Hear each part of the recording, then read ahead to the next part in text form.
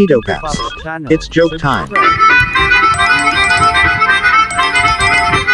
Kwentuhang kanto. Oh, pre, nangyari sa'yo, bakit ka ba tumawa mag-isa dyan?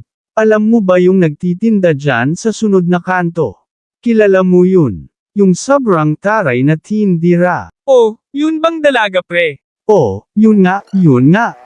Bakit anong ginawa mo? Naloko ko siya pre. Paano mo naman siya niloko? Nagpaload ako doon sa kanya, pero hindi ko sinabi sa kanya na wala akong cellphone.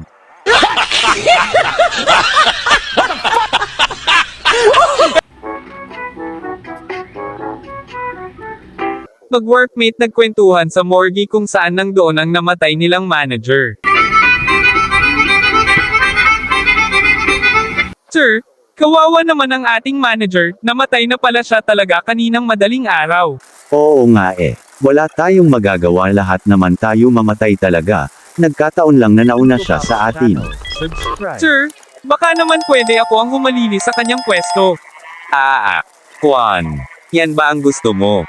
Sige, kausapin ko muna ang mga taga-morgue kung papayag ba sila.